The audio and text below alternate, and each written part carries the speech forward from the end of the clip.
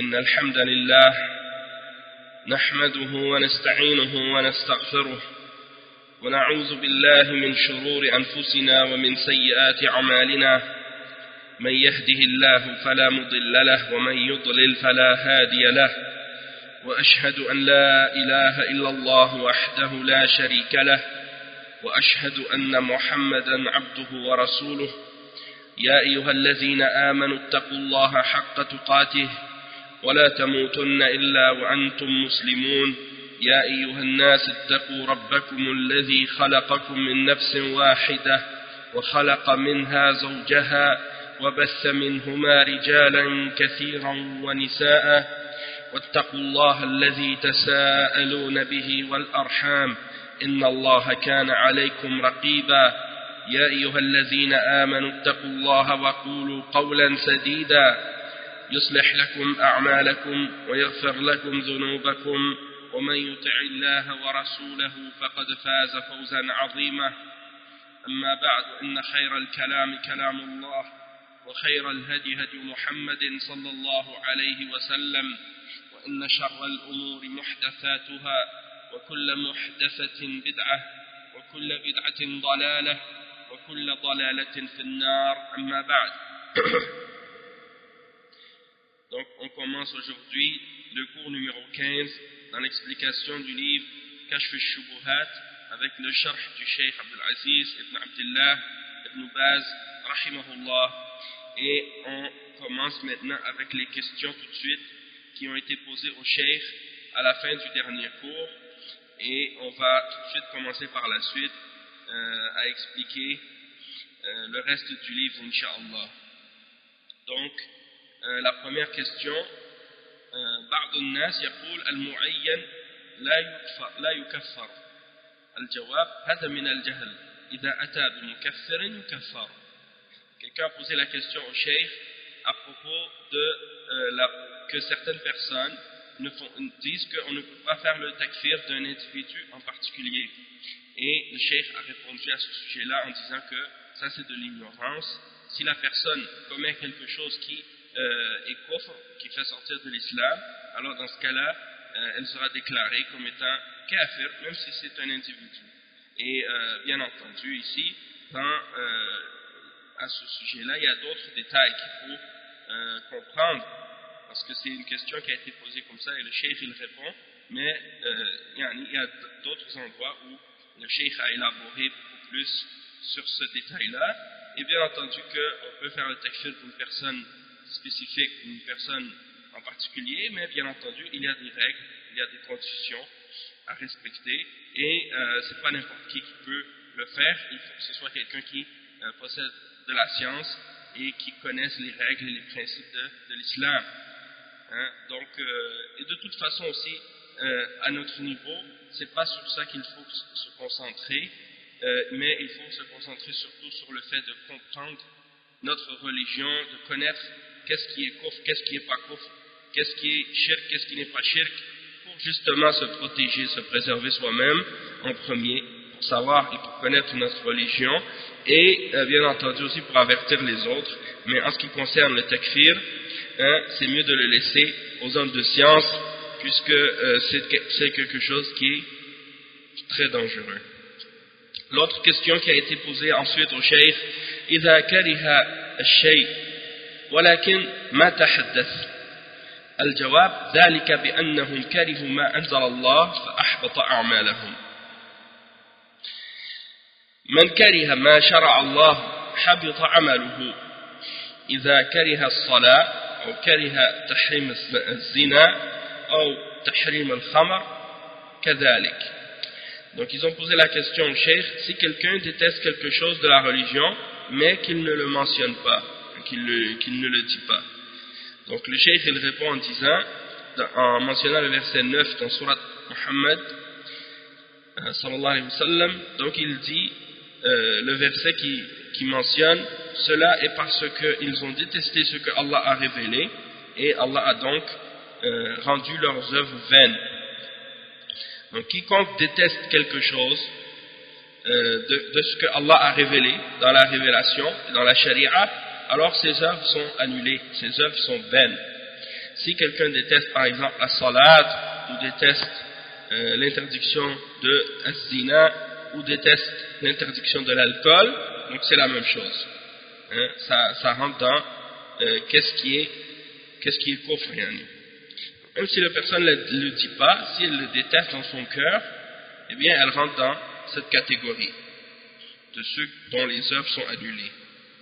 Donc ça c'est un point très important aussi, c'est que c'est pas nécessaire que la personne dise, et ça fait partie de la catégorie de ceux qu'on appelle al-munafiqun, catégorie de ceux qu'on appelle les hypocrites, c'est-à-dire qu'ils ne montrent pas extérieurement leur haine de la charia ou de l'islam, ils le gardent seulement dans leur cœur, hein, et ils le disent seulement dans leur cœur.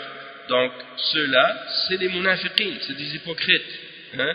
Donc c'est pas nécessaire que quelqu'un quitte l'islam qu'il le dise ouvertement, hein. S'il le dit seulement dans son cœur, ou s'il rejette seulement des aspects de l'islam dans son cœur, eh bien il est considéré comme un kafir pour Allah subhanahu wa ta'ala, et il rentre dans la catégorie de ceux qu'on appelle les hypocrites, al-munafiqun, qui montrent leur islam et qui cachent leur mécréance. Et Allah subhanahu wa ta'ala il dit au sujet des munafiqun qu'ils seront dans le plus bas niveau de l'enfer, donc ils peuvent cacher leur mécréance des êtres humains, mais ils ne peuvent pas cacher leur mécréance d'Allah subhanahu wa ta'ala. Le cheikh il dit ensuite man kariha halq al-liha, الجواب هذا محل نظر، هذه شبهة لأن بعض العلماء لا يراها واجبة، ولكن من رد شرع الله فيها كفر، لأن أقل الأحوال أنها سنة مؤكدة. Donc le cheikh il dit celui qui déteste la barbe, parce que dans la question ils ont dit man kariha halq al-liha, probablement que la personne, qu'est-ce qu'elle veut dire, c'est le fait de détester la barbe elle-même. Est-ce que ça c'est quelque chose qui fait sortir de l'islam? Et le cheikh il dit ça, il faut réfléchir là-dessus, parce que il y a une shubha ici, parce que certains ulama ils disent que c'est pas obligatoire, et donc si la personne rejette la révélation d'Allah à son sujet, au sujet de la barbe, donc dans ce cas-là, ça c'est kufr. Mais parce que le plus bas niveau, le moins qu'on peut dire au sujet de la barbe, c'est que c'est une sunna mu'akkada, mais donc on sait qu'il y a certains parmi les shuyukh, parmi des ulama qui ont mentionné dans certains livres comme Qardawi et d'autres qui mentionnent que la barbe c'est pas obligatoire, mais toutefois les preuves dans le Coran et dans la Sunna sont claires au sujet de la barbe, que c'est une obligation, hein, que c'est pas seulement quelque chose qui est recommandé. Donc le cheikh ici il dit ça dépend des cas. Si quelqu'un il pense que ça fait pas partie de l'islam parce qu'il a entendu ça de la part d'un individu que les gens considèrent comme un savant ou quoi, bien dans ce cas-là c'est un cas, ça dépend des cas. Donc le cheikh il répond ensuite à propos d'une autre question, لو كره شيء من أركان الإسلام الجواب ذلك بأنهم كرهوا ما أنزل الله فأحبط أعمالهم. Donc il répond la même chose, on lui a posé la question si quelqu'un déteste quelque chose des piliers de l'islam. Donc le cheikh il répond encore avec le verset 9 dans Surat Muhammad sallallahu alayhi wa sallam, ceci est parce qu'ils ont détesté ce que Allah a révélé, alors Allah a annulé leurs œuvres. Donc, que ce soit quelque chose qui fait partie des piliers de l'islam ou bien quelque chose qui fait partie de la religion, de la charia, et que la personne le déteste, hein, eh bien ça rentre dans qu'est-ce qui annule la foi de quelqu'un, comme il y en a par exemple parmi des gens qui se disent musulmans puis qui détestent par exemple certaines règles de la religion comme le hijab, ou bien qui détestent certains aspects de la sunna, ou bien qui détestent certains aspects des peines islamiques. Ils vont dire par exemple qu'ils sont contre telle ou telle punition dans la charia d'Allah pour tel ou tel crime, Hein? Donc ça c'est kufr, celui qui déteste ces choses-là. Il doit plutôt essayer de comprendre la sagesse qu'il y a derrière ces règles, hein? Et ne pas se laisser berner ou tromper par les kuffars qui essaient de montrer aux gens que ces peines-là sont mauvaises, qu'il y a du mal dans ces peines. Il faut plutôt qu'il essaie de voir et qu'il montre, en fait, qu'il essaie de comprendre pour lui-même et qu'il soit capable d'expliquer pour les autres aussi le bien qu'il y a dans ces peines-là et la sagesse qu'il y a derrière, et pourquoi Allah, le créateur des cieux et de la terre, le plus sage des sages, a révélé ce genre de punition pour les criminels ou pour les gens qui ont commis ces peines. Et lorsque la personne va méditer sur ça, elle va tout de suite comprendre les grandes sagesses qui sont derrière. Et elle va comprendre qu'est-ce qui est bénéfique dans ces lois-là et qu'elles sont beaucoup plus efficaces et beaucoup plus complètes que les lois et les peines inventées par les êtres humains. Ensuite, le cheikh il dit, on lui a posé une autre question, من يعتاد على بعض الكلمات التي مثل الذي يقول ما صدقت على الله أو كلمة الإعجاز الكسلان يعلم الغيب. هذه الكلمات يا شيخ، الجواب ما صدقت على الله هذا أمر سهل، وهذه العادة عند بعض العامية معناه الشيء الذي ما يتيسر إلا إذا تعبت عليه، أي أني ما صدقت أني أحصل هذا الشيء. أما أن فلان يعلم الغيب هذا كفر. من قال إن أحدا يعلم الغيب فهو كافر مرتد بإجماع المسلمين. قل لا يعلم من في السماوات والأرض الغيب إلا الله. ما أحد يعلم الغيب إلا الله. الرسل ما يعلمون الغيب إلا ما علمهم الله. قل لا أقول لكم عندي خزائن الله ولا أعلم الغيب ولا أقول لكم إني ملك. Donc, la personne pose une question au cheikh en lui demandant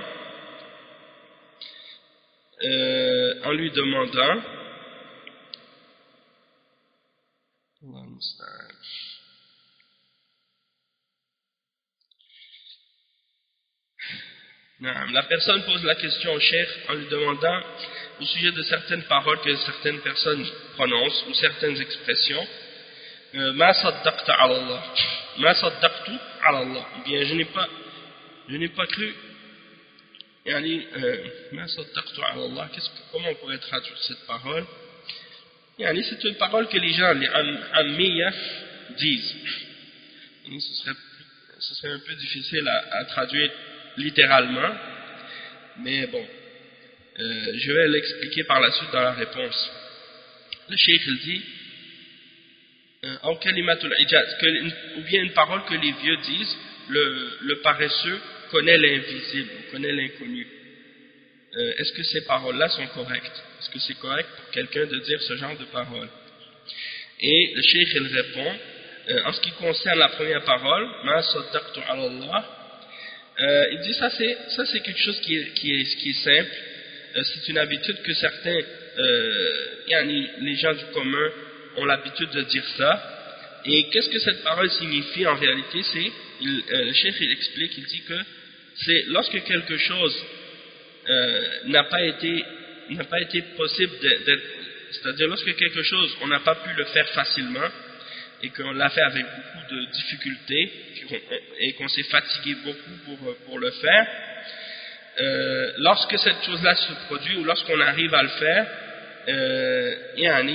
c'est comme si tu ne crois pas que tu es arrivé à le faire. Donc les gens, quand ils font quelque chose qui est dans ce genre de catégorie de choses, ils disent ma saddaqtu ala Allah, comme si j'arrivais pas à y croire. C'est dans ce sens-là. Et en ce qui concerne l'autre parole qui dit que le paresseux il connaît le ghaib, ce genre de parole-là, le cheikh dit que ça c'est kufr, parce que personne connaît le ghaib excepté Allah. Et si quelqu'un dit à propos d'une autre personne, autre que Allah, qu'il connaît le ghaib, alors c'est un kafir et c'est un apostat, selon le consensus des musulmans. Allah subhanahu wa ta'ala dit dans le verset 65, dans Surat An-Naml, dit: personne dans les cieux et sur la terre ne connaît le ghaib, ne connaît l'invisible, excepté Allah. Donc personne ne connaît l'invisible excepté Allah, et même les messagers ne connaissent pas le ghaib. Ils savent uniquement du ghaib ce que Allah leur a enseigné, comme dans le verset 50 de Surat Al-An'am dit: je ne vous dis pas, dis ô Muhammad aux gens, je ne vous dis pas que j'ai les trésors d'Allah, que je détiens les trésors d'Allah, et je ne vous dis pas que je connais l'invisible, et je ne dis pas également que je suis un ange. Donc ça c'est des versets qui prouvent que personne ne peut connaître le ghaib, même les messagers ne connaissent pas le ghaib. Une autre question qui a été posée au cheikh: Al-Jahmiya hal hum murji'ah am kullu wajhin min kulli wajhin am la? Et le cheikh il répond, il dit: Al-Jahmiya yarawna anna al-'abd majburun ala af'alihi yusammuna mujbira. يرون العبد مجبور يرون العبد مجبور ما له اختيار، ما عندهم نفي الأسماء والصفات نعوذ بالله هم كفار كفرا أكبر. Donc ils ont posé la question au cheikh à propos des Jahmiya: est-ce que ce sont des Murji'a sur tous les points de vue ou non? Et le cheikh il répond, il considère que l'être humain est forcé de faire ce qu'il fait. Et c'est pour ça qu'on les appelle al-mujbira. On les appelle mujbira parce qu'ils pensent que l'être humain il est contraint de faire ce qu'il fait. On les appelle mujbira ou bien jabri. Et ils considèrent que le serviteur est forcé de faire. Qu'est-ce qu'il fait? Il n'a pas de choix. Il n'a pas de liberté de choix. Et également, il nie les noms et les attributs d'Allah, na'udhu billah. Le cheikh il dit: ce sont des kuffars. Les Jahmiya, ce sont des kuffars et leur mécréance est une mécréance majeure. Ensuite, la personne répète la question: yushbihun al-murji'a fi shay? Est-ce qu'ils ressemblent aux murji'a dans quelque chose? Et le cheikh il répond, il dit: qad yuqal annahum yushabbihun لأنهم يقولون مجبور على ما عليه حساب ويلزم على قولهم أن الله ظالم له. Donc le cheikh il répond, il dit: peut-être qu'on peut dire d'un certain point de vue ils sont des yushabbihun, c'est-à-dire ils font du tashbih, ils font des ressemblances entre Allah et sa création, parce qu'ils disent que l'être humain est forcé et qu'il ne sera pas jugé, donc puisqu'il n'a pas de choix, donc il ne sera pas jugé. Et ça implique qu'ils prétendent que Allah lui fait une injustice. Ça implique qu'ils disent que Allah est injuste envers lui.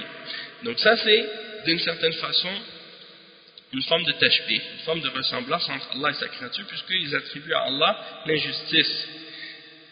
Et ensuite la personne repose la question: yushbihuna al-murji'a bi qawlihim anna al-iman tasdiqun bil qalb indahum al-iman ma'rifa.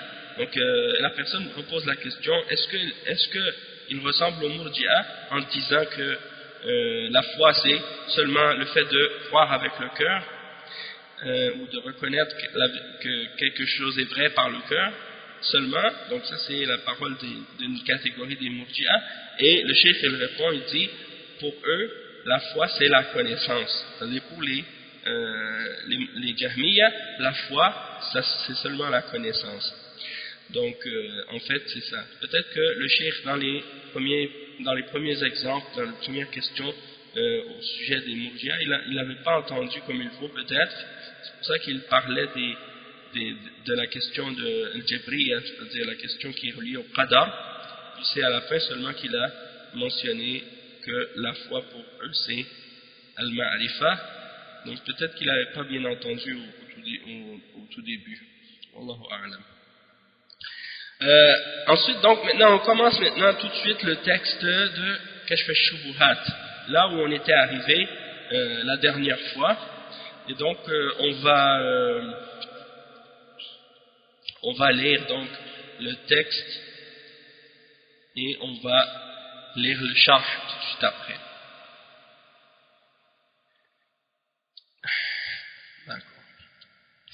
Donc le cheikh il dit, cheikh Mohammed ibn Abdul Wahhab il dit dans la suite de Kashf al-Shubuhat, وللمشركين شبهة أخرى يقولون إن النبي صلى الله عليه وسلم أنكر على أسامة قتل من قال لا إله إلا الله وقال أقتله بعدما أقتلته بعدما قال لا إله إلا الله وكذلك قوله أمرت أن أقاتل الناس حتى يقولوا لا إله إلا الله وأحاديث أخرى في هذا في الكف عمن قالها.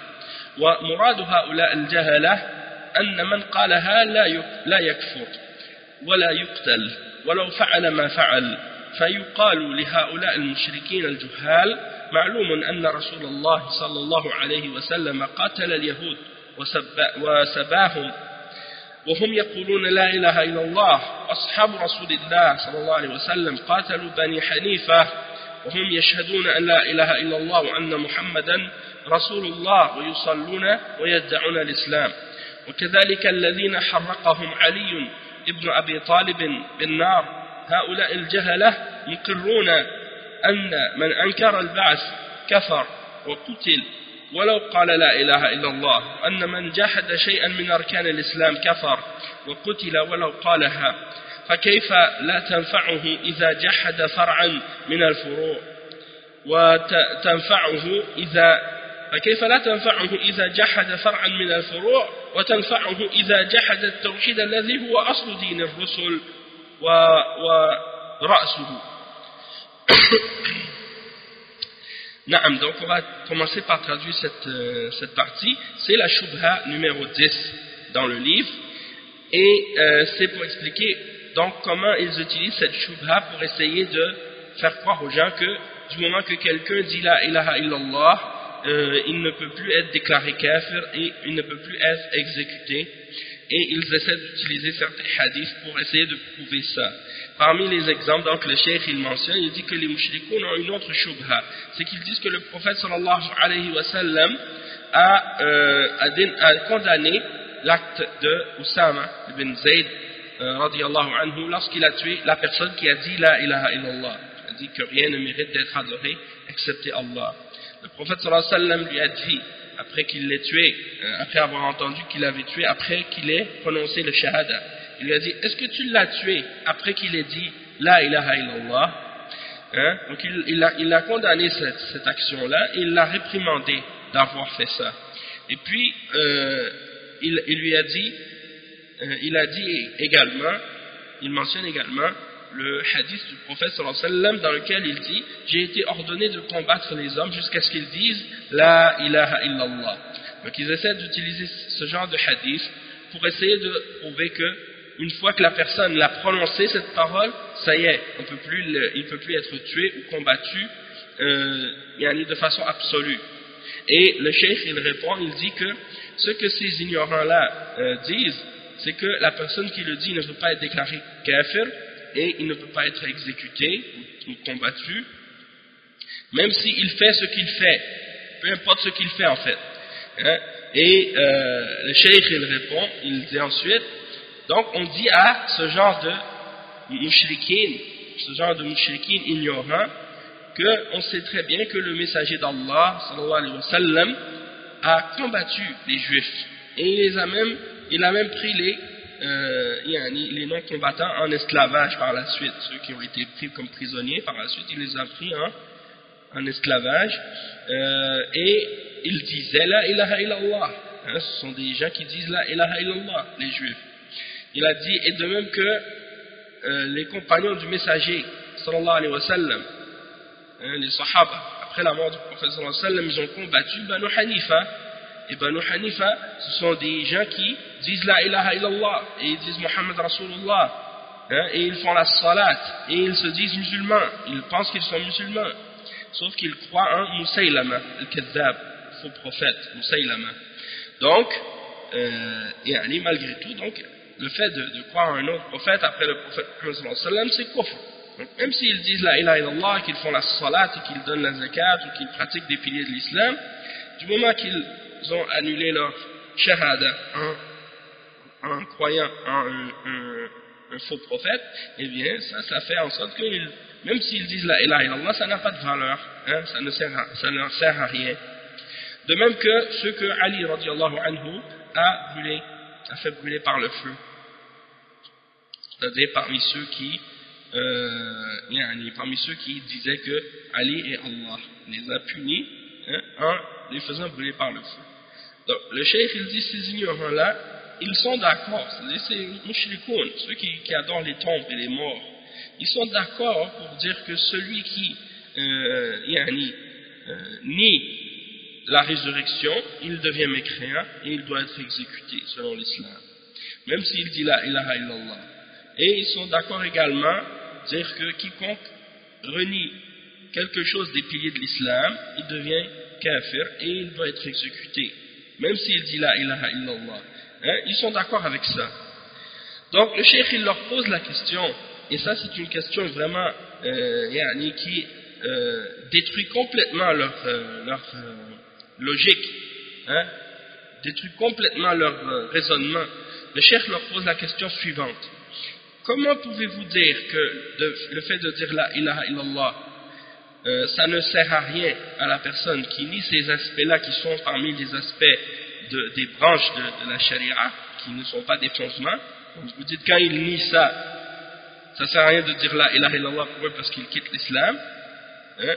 Comme par exemple celui qui nie la résurrection, ou bien qui nie par exemple un pilier de l'islam comme la salat ou la zakat ou quelque chose comme ça. Vous dites que celui qui fait ça, son shahada, il ne sert à rien. Alors comment pouvez-vous dire dans ce cas-là que si la personne renie le tawhid, qui est la base de l'islam, la base de la religion des messagers, et la tête de la religion, que s'il nie le tawhid, ça peut quand même, la ilaha illallah peut quand même lui profiter? Ça c'est une contradiction. Comment ça se fait que quand il nie une branche, vous dites que ça ne lui profite plus de dire la ilaha illallah, mais quand il nie la base de la religion, le tawhid, qu'il invoque des prophètes, des morts, des saints, des tombes, et qu'il dit la ilaha illallah, vous dites oui, ça lui profite quand même. Ça c'est une contradiction, hein? Et donc le cheikh il dit walakin a'da Allah ma fahimu ma'na al-ahadith. فأما حديث أسامة فإنه قتل رجلا ادعى الإسلام بسبب أنه ظن أنه ما ادعى الإسلام. قتل رجلا ادعى الإسلام بسبب أنه ظن أنه ما ادعى الإسلام إلا خوفا على دمه وماله. والرجل إذا أظهر الإسلام وجب الكف عنه حتى يتبين منه ما يخالف ذلك. وأنزل الله تعالى في ذلك يا أيها الذين آمنوا إذا ضربتم في سبيل الله فتبينوا أي فتثبتوا. فالآية تدل على أنه يجب الكف عنه والتثبت، فإذا تبين منه بعد ذلك ما يخالف الإسلام قتل، لقوله تعالى فتبينوا، ولو كان لا يقتل إذا قالها لم يكن للتثبت معنى. Donc le cheikh explique, il dit mais les ennemis d'Allah n'ont pas compris la signification des hadiths qu'ils ont mentionnés.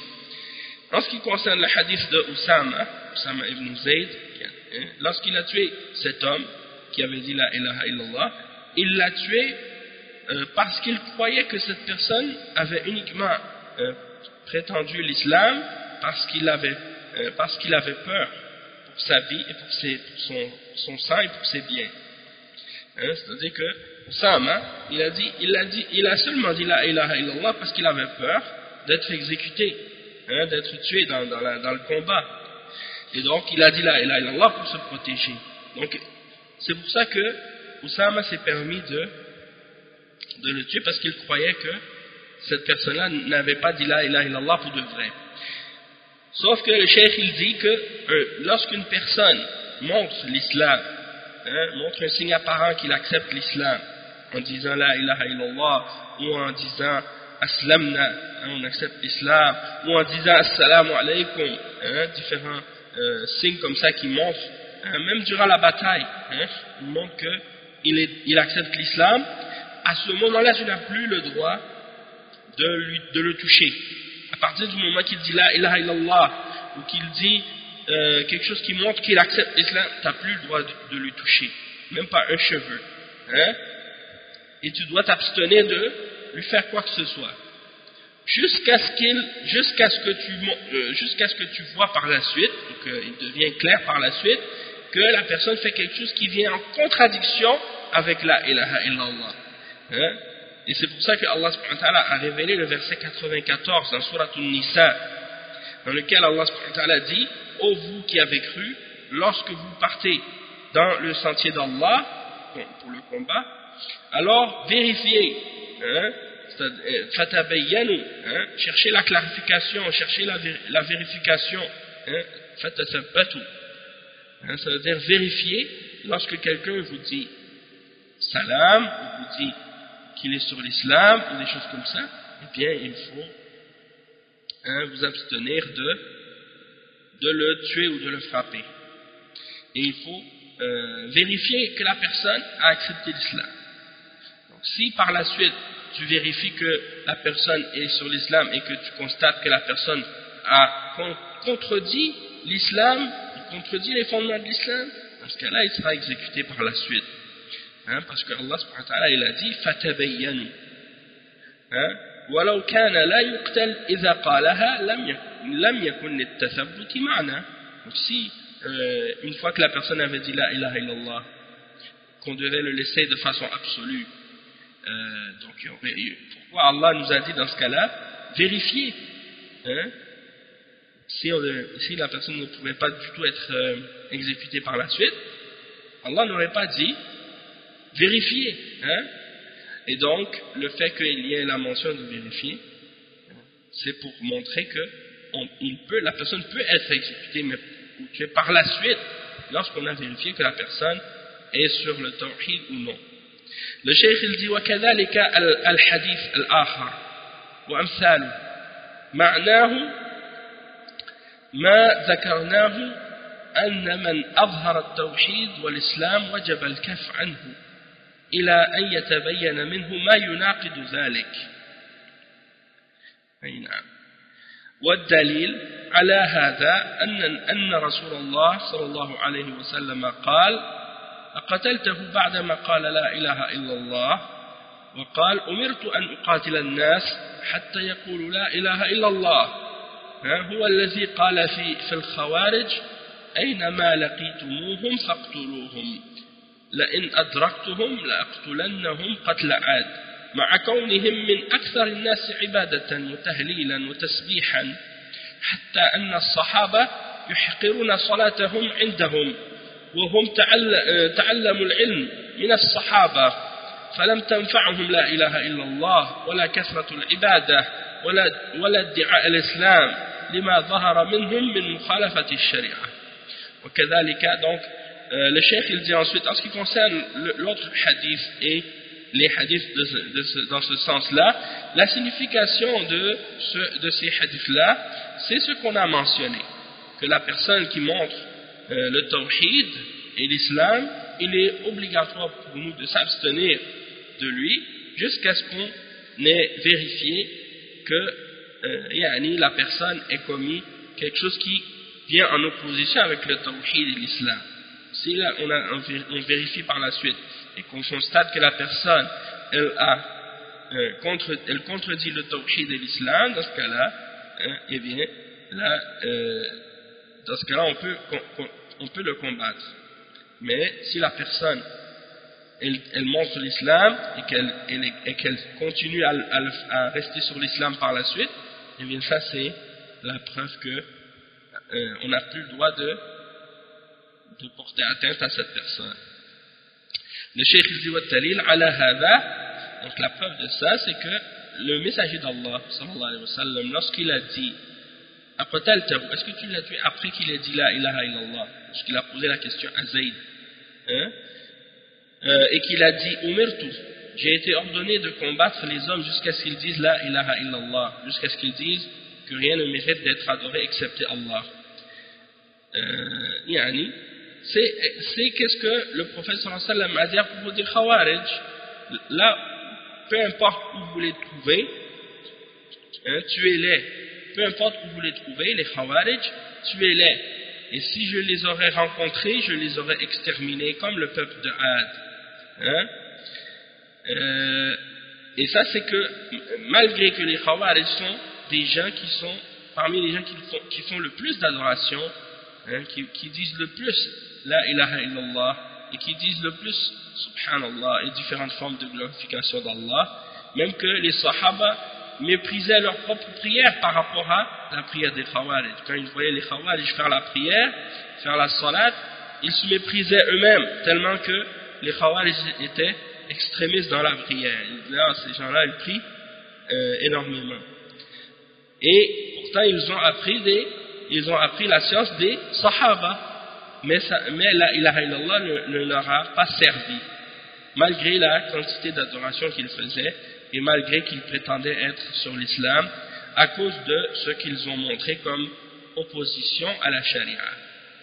Le cheikh il dit وكذلك ما ذكرناه من قتال اليهود وقتال الصحابة بني حنيفة وكذلك أراد النبي صلى الله عليه وسلم أن يغزو بني المصطلق لما أخبره رجل أنهم منعوا الزكاة حتى أنزل الله تعالى يا أيها الذين آمنوا إن جاءكم فاسق بنبأ فتبينوا أن تصيبوا قوما بجهالة فتصبحوا على ما فعلتم نادمين وكان الرجل كاذبا عليهم وكل هذا يدل على أن مراد النبي صلى الله عليه وسلم في الأحاديث التي احتجوا بها ما ذكرناه. Donc le cheikh il dit également ce qu'on a mentionné au sujet du combat contre les juifs, du combat des sahaba contre Bani Hanifa, la tribu de Musaylama, al-Kadhab, le faux prophète. Et le cheikh il dit, et de même que le prophète sallallahu alayhi wa sallam a même voulu combattre Bani al-Mustalaq lorsque quelqu'un l'a informé qu'ils ont refusé de payer la zakat, jusqu'à ce que Allah subhanahu wa ta'ala révèle le verset 6 dans Surat al-Hujurat, dans lequel Allah subhanahu wa ta'ala dit, ô vous qui avez cru, lorsqu'un pervers vous vient avec une information, alors vérifiez-la, pour ne pas que vous faisiez du tort à un peuple par ignorance et que vous soyez par la suite pris de remords pour ce que vous avez fait.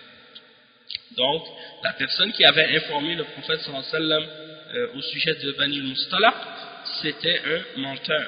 Et donc, il avait dit qu'ils avaient refusé de payer la zakat, alors que ce n'était pas vrai.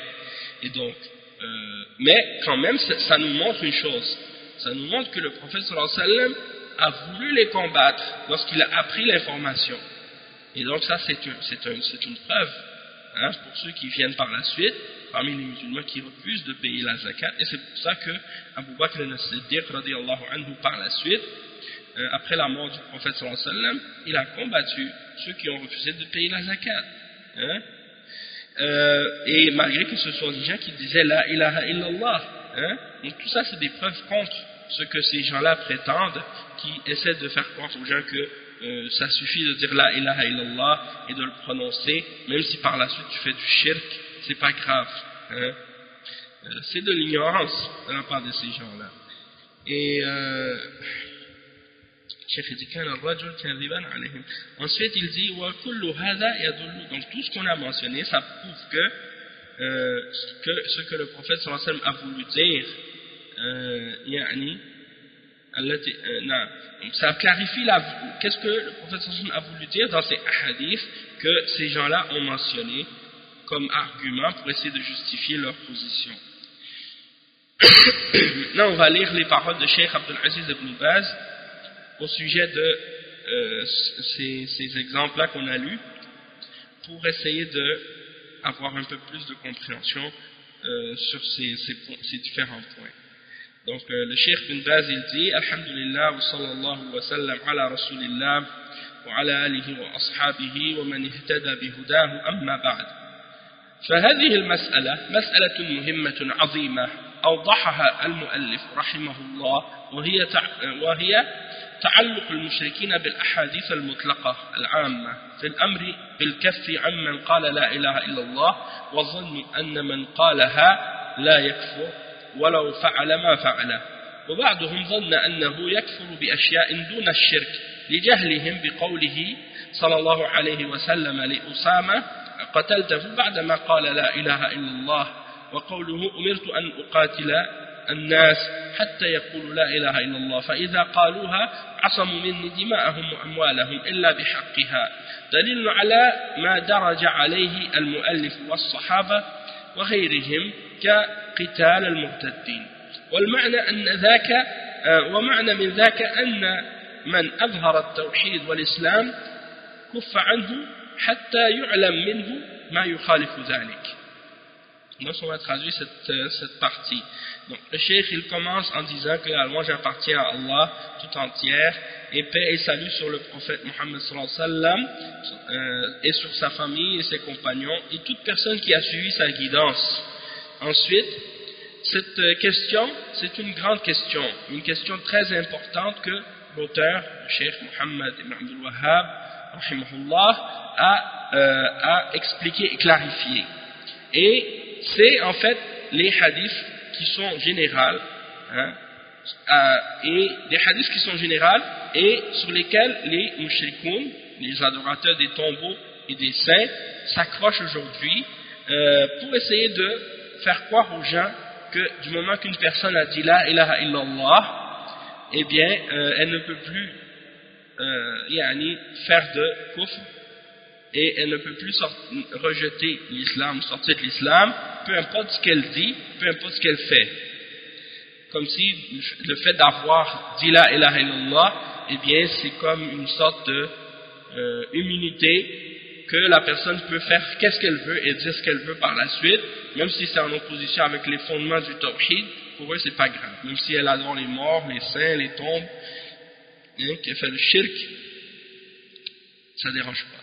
Donc ça c'est une fausse compréhension. Et le cheikh il dit, certains ont pensé qu'une personne peut renier la foi et sortir de l'islam pour des choses qui sont moindres que le shirk à cause de leur ignorance. Et ils pensent que pour le shirk, si la personne commet le shirk, eh bien elle ne peut pas sortir. Mais si elle rejette des choses qui sont moindres que le shirk, ou elle fait des choses qui sont moindres que le shirk dans la religion, là elle quitte l'islam. Comme l'exemple qu'on a mentionné tout à l'heure, du fait qu'ils vont dire si quelqu'un renie un des piliers de l'islam, autre que la ilaha illallah, là il peut sortir de l'islam. Mais si il contredit la ilaha illallah, là il ne sort pas de l'islam.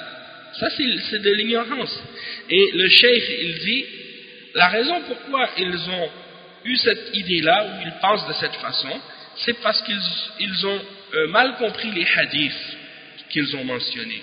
Comme le hadith dans lequel le prophète sallallahu alayhi wa sallam a dit à Usama ibn Zayd, est-ce que tu l'as tué après qu'il ait dit la ilaha illallah, ou bien le hadith qui dit j'ai été ordonné de combattre les gens ou les hommes jusqu'à ce qu'ils disent la ilaha illallah.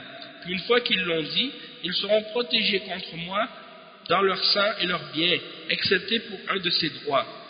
Et donc, ils se basent sur ce genre de hadith.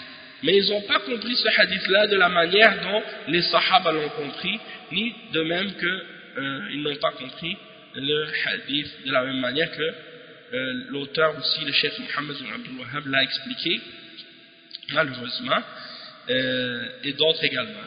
Qui, par exemple, on voit que les sahaba, ils ont combattu les apostats, et d'autres parmi les gens qui ont fait des oppositions à la charia, ils ont même combattu des juifs et d'autres. Donc c'est la preuve qu'ils ont mal compris, les mouchrikoun aujourd'hui qui adorent les tombes, ils ont mal compris ces hadiths. Et le cheikh il dit que la signification de ça, la signification de ces hadiths-là qu'on vient de lire, celui qui mentionne que les hadiths qui mentionnent que une fois que la personne a dit la ilaha illallah, on n'a plus le droit de le tuer, ou bien que il est protégé dans ses biens et dans son sang. Le cheikh explique que ça veut dire que la personne qui montre son appartenance à l'islam, son acceptation du tawhid, on doit s'abstenir de lui porter atteinte ou de lui toucher jusqu'à ce qu'on sache que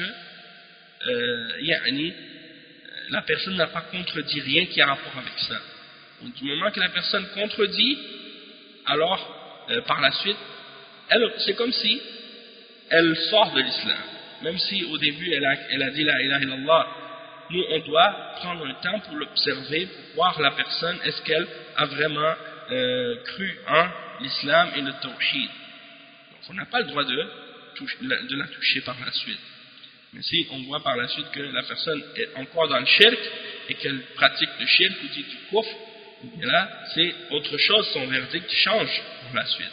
Et donc c'est pour ça que le cheikh dit celui que Oussama ibn Zayd radiallahu anhu a tué en croyant qu'il avait prononcé la ilaha illallah pour se protéger, ou bien par la peur de son arme ou de son épée, et puis qu'il l'a tué par la suite, le prophète sallallahu alayhi wa sallam lui a dit que il a considéré que ce qu'il avait fait c'était une erreur, et puis il lui a expliqué que qu'est-ce qui est obligatoire, c'est de s'abstenir de toucher à la personne qui dit la ilaha illallah jusqu'à ce qu'on observe la personne et qu'on analyse sa situation.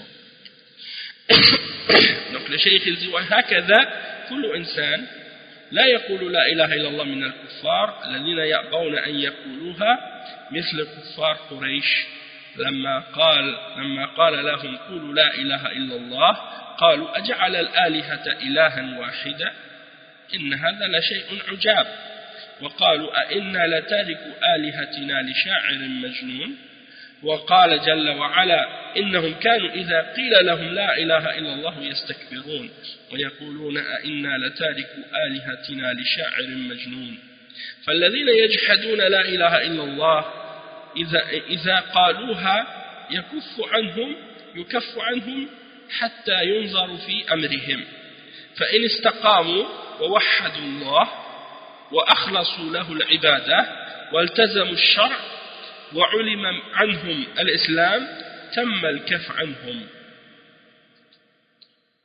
أما إن قالها وهو لا يؤمن بمعناها ولا يعتقد معناها يقول لا إله إلا الله وهو يعبد غير الله كما تفعل المنافقين وكما فعل أصحاب مسيلمة يقولون لا إله إلا الله ويصلون ويصومون ويقولون مسيلمة نبي قد كذبوا قوله جل وعلا ما كان محمد أبا أحد من رجالكم ولكن رسول الله وخاتم النبيين فكيف يكون مسيلمة نبي ومحمد خاتم الأنبياء ولهذا قاتلهم الصحابة لأنهم زعموا في مسيلمة أنه نبي وهذا كفر بالإجماع ولو قالوا لا إله إلا الله. Donc le cheikh il dit donc celui que Oussama a combattu, il pensait qu'il avait dit la ilaha illallah seulement pour se protéger ou par crainte de son épée. Alors il l'a tué. Le prophète sallallahu lui a montré ou lui a dit que ce qu'il avait fait c'était une erreur, et il lui a clarifié qu'il est obligatoire de s'abstenir de la personne qui dit la ilaha illallah jusqu'à ce qu'on l'observe et qu'on vérifie sa situation. Et de même que toute personne qui dit la ilaha illallah parmi les kuffars qui refusent, ceux qui refusent de le dire, comme les kuffars de Quraysh par exemple, lorsque on leur disait dites la ilaha illallah, eh bien Allah a mentionné leurs paroles dans le Coran, comme le verset 5 surat Sad, أجعل الآلهة إلها واحدة إن هذا لشيء عجاب. Est-ce qu'il veut faire de toutes les divinités une divinité unique? Cela est certes une chose étonnante. Et le verset 36 dans surat As-Saffat, quand il disait allons-nous abandonner nos divinités pour un poète fou? Et le verset 35 et 36 dans surat As-Saffat, et lorsqu'on leur disait dites, rien ne mérite d'être adoré excepté Allah, il s'enflait d'orgueil et il disait: allons-nous abandonner nos divinités pour un poète fou? Donc ceux qui rejettent et qui renient la ilaha illallah, lorsqu'ils le disent, lorsqu'ils acceptent de le prononcer, eh bien on doit s'abstenir de les tuer ou de les toucher dans le combat, et on doit regarder et analyser leur situation. Si ils restent droits et qu'ils unifient Allah, et qu'ils restent purs et sincères dans leur adoration, c'est-à-dire qu'ils purifient leur adoration et qu'ils adorent Allah seul, et qu'ils restent accrochés à la charia d'Allah, alors dans ce cas-là, lorsqu'on a vu qu'ils sont sur l'islam sincèrement et clairement, dans ce cas-là, c'est obligatoire de s'abstenir de leur faire quoi que ce soit de mal dans ce cas-là. Mais si ce sont des gens qui le disent, qui disent la ilaha illallah, mais ils ne font que le dire avec la bouche, sans croire à sa signification, sans croire à qu'est-ce que ça signifie, ils font juste dire rien ne mérite d'être adoré excepté Allah, comme si c'est juste une parole, et ils continuent par la suite à adorer d'autres que Allah, continuent par la suite à adorer d'autres que Allah, comme le font les hypocrites, comme le font également les compagnons de Musaylama, ceux qui disent par exemple la ilaha illallah et qui font la salat et qui font le jeûne du Ramadan aussi, et qui en plus de ça disent que Musaylama est un prophète. Le cheikh il dit, ceux-là ils ont démenti la parole d'Allah. Le verset 40 dans Surat Al-Ahzab, lorsque Allah subhanahu wa ta'ala dit que Muhammad, le prophète Muhammad sallallahu alayhi wa sallam, n'est le père d'aucun d'entre vos hommes, mais il est le messager d'Allah et le dernier des prophètes, celui qui vient sceller la prophétie.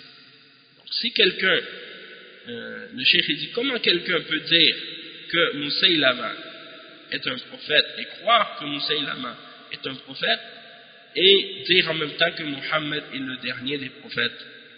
Et ça c'est une contradiction, et c'est pour cette raison-là que les Sahaba ont combattu Bani Hanifa à cause de ça. Ils ont combattu la tribu de Hanifa. Pourquoi?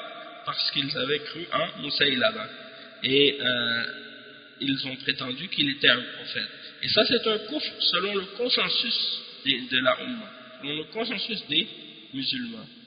Même si la personne dit la ilaha illallah et que par la suite elle dit je crois à un autre prophète, alors ça c'est considéré comme kufr. كيف يكون مسيلمة؟ donc c'est ça. وهكذا الذين حرقهم علي ابن أبي طالب زعموا أنه إله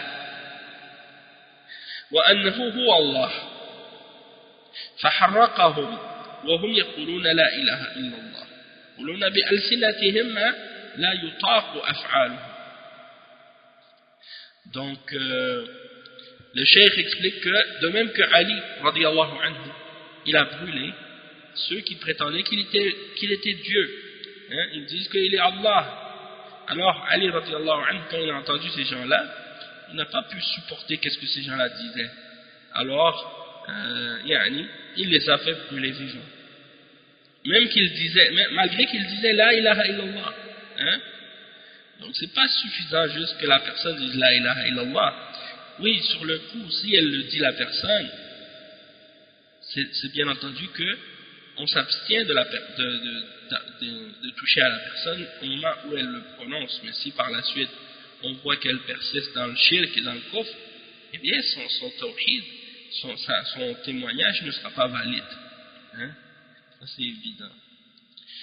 Le cheikh il dit ensuite وهكذا المنافقون يقولون لا إله إلا الله وهم يعتقدون بطلان الدين وأنه لا حقيقة له ويقولونها رياء وتعوذا ومع هذا قال الله في حقهم إن المنافقين في الدرك الأسفل من النار ولم ينفعهم قول لا إله إلا الله لأنهم قالوها بالألسن وكفروا بالمعنى إن المنافقين يخادعون الله وهو خادعهم وإذا قاموا إلى الصلاة قاموا كسالى يراءون الناس ولا يذكرون الله إلا قليلا مذبذبين بين ذلك لا إله هؤلاء ولا إله هؤلاء ما عندهم إيمان. Donc le cheikh explique que également les hypocrites, al-munafiqoun, ils disent la ilaha illallah et dans leur cœur ils croient que la religion elle est fausse. Ils disent rien ne mérite d'être adoré excepté Allah, puis dans leur cœur ils croient que la religion elle est fausse. Et ils croient que la religion n'est pas réelle, pas vraie. Et ils disent donc la ilaha illallah juste pour se montrer ou pour se protéger. Hein? Alors que Allah a dit à leur sujet dans le Coran, dans le verset 145 dans Surat An-Nisa, que les munafiqines, les hypocrites, seront dans le niveau le plus bas de l'enfer. Et le fait d'avoir dit la ilaha illallah, le fait d'avoir dit que rien ne mérite d'être adoré excepté Allah, ne leur sera d'aucune utilité.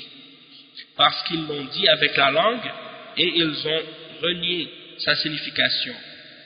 Et Allah subhanahu wa ta'ala dit dans le verset 142-143 dans Surat An-Nisa que les hypocrites essaient de tromper Allah. Et c'est Allah qui les trompe. Hein? Et lorsqu'ils se tiennent pour faire la salat, ils se lèvent paresseusement pour se montrer des gens, pour se faire voir des gens. Et ils ne se souviennent d'Allah que très peu. Ils sont hésitants. Hein? Ils sont hésitants entre les deux. Ils ne font pas partie ni de ceux-là, ni de ceux-là. Ils ne font pas partie ni des croyants, ni des kuffars. Ils ne savent plus de quel côté ils sont. Donc ils sont entre les deux. Et le cheikh dit, ils n'ont pas de foi. Le cheikh dit, فَهَكَذَا كُلُّ إِنسَانٍ يقول لا إله إلا الله ويشهد أن لا إله إلا الله وهو يعبد غير الله أو ينكر البعث والنشور أو ينكر وجوب الصلاة ويستحل الزنا ويستحل الخمر يكفر بذلك عند جميع المسلمين ولو قالوا لا إله إلا الله. ولهذا عقد العلماء في كل مذهب باب حكم المرتد وهو الذي يكفر بعد إسلامه الذي يأتي بناقض من نواقض الإسلام فيكفر بذلك وإن قال لا إله إلا الله. فلو كان يقول لا إله إلا الله يصلي ويصوم ولكن يقول الزنا حلال من شاء زنى فلا بأس كفر عند الجميع جميع أهل العلم. أو قال إن الخمر حلال كفر عند الجميع جميع أهل العلم. فالواجب اليقظة والانتباه والتبصر والفقه في الدين. Donc le cheikh il dit que de même que toute personne qui dit la ilaha illallah, il témoigne que rien ne mérite d'être adoré excepté Allah, puis par la suite il adore autre que Allah, ou il nie la résurrection et le rassemblement au jour de la résurrection, ou il nie l'obligation de la salat, ou il rend halal la fornication et l'adultère, ou bien il rend halal, il déclare halal l'alcool, et bien pour ces choses-là il devient mécréant, il quitte la foi selon tous les musulmans. Il n'y a pas de divergence là-dessus, même s'il dit que rien ne mérite d'être adoré excepté Allah, même s'il dit la ilaha illallah. Et c'est pour cette raison que les savants de l'islam, dans tous les madhahib de l'islam, dans toutes les écoles de fiqh, ils ont dans leur livre un chapitre qui s'intitule le chapitre au sujet du verdict de l'apostat, au sujet de l'apostat. Et l'apostat est défini comme étant la personne qui rejette la foi après avoir été musulman, après avoir accepté l'islam. Et c'est celui qui oppose l'islam ou qui pratique quelque chose qui vient annuler son islam. Donc il devient mécréant pour avoir annuler un des aspects des fondements de l'islam, même s'il a dit la ilaha illallah, même s'il a dit la ilaha illallah par la suite.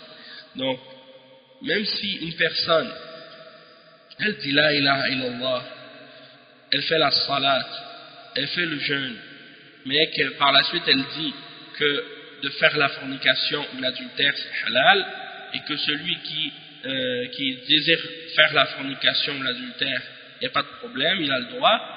Celui qui dit ça, il est kafir, selon tous les savants, tous les hommes de science, ils sont tous d'accord sur ça. Il n'y a pas de divergence parmi eux sur ça. Ou de même que la personne qui déclare que l'alcool est halal, et qui dit oui, l'alcool c'est permis. Celui qui veut boire de l'alcool, il a le droit. Celui qui dit ça, il est kafir, selon tous les hommes de science. Il n'y a pas de divergence entre eux sur ça. Donc le cheikh il dit qu'il est obligatoire d'être réveillé, de faire attention, d'avoir de la compréhension et de la science de la religion pour bien comprendre les choses.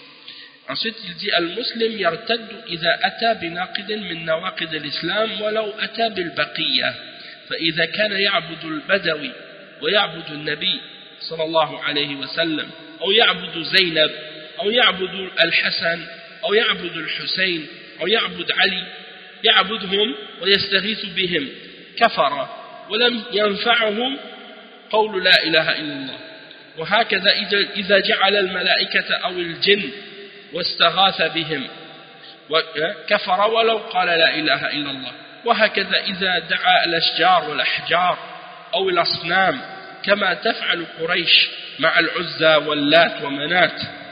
الواجب على المسلم أن يتبصر وأن يكون على بينة في دينه، فالمشرك مشرك وإن قال لا إله إلا الله، والكافر كافر وإن قال لا إله إلا الله حتى يؤمن بمعناها وحتى يؤدي حقها.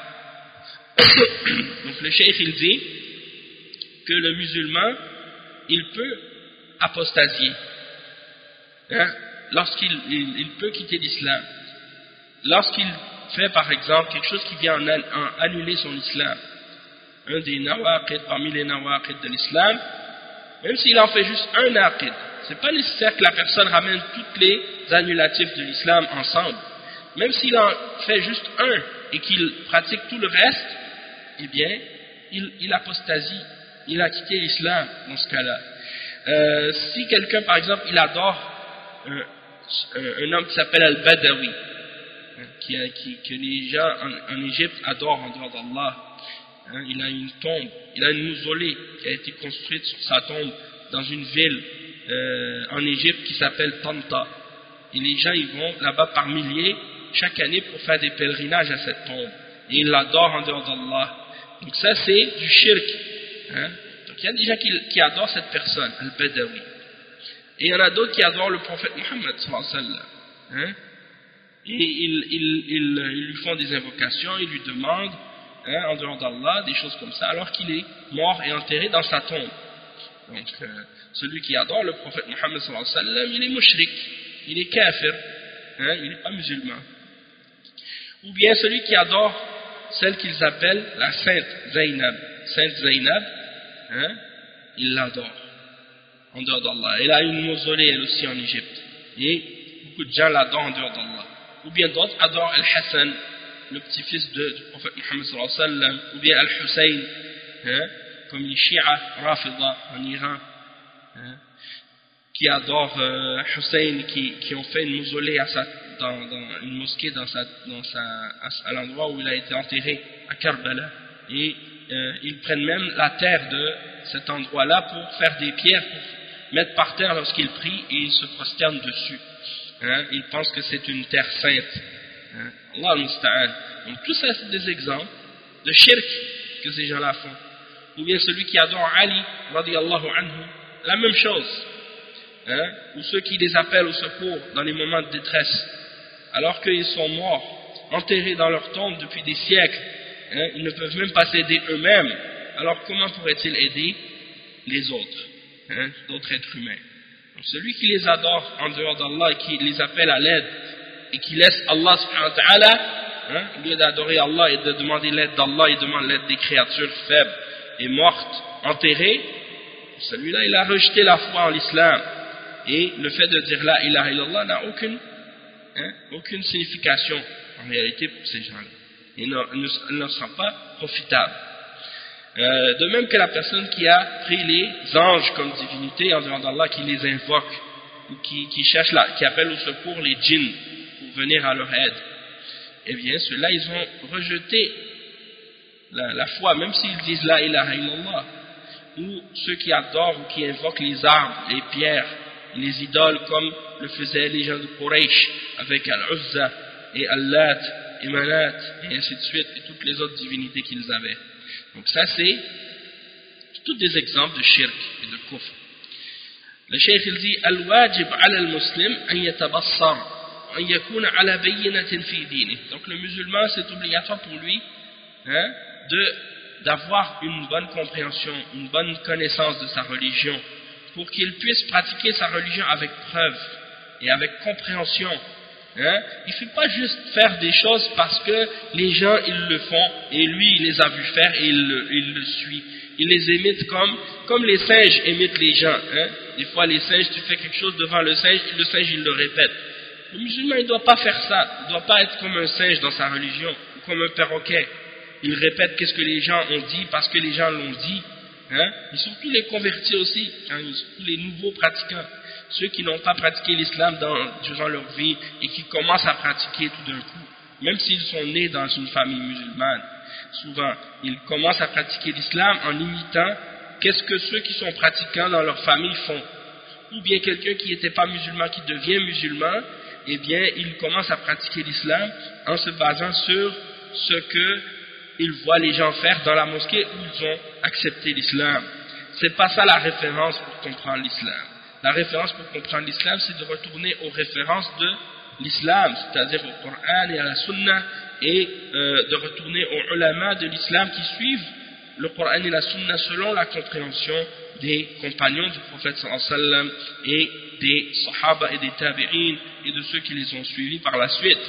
Donc, celui qui prend sa religion des sources et des références, c'est lui qui arrive à avoir une bonne compréhension de sa religion.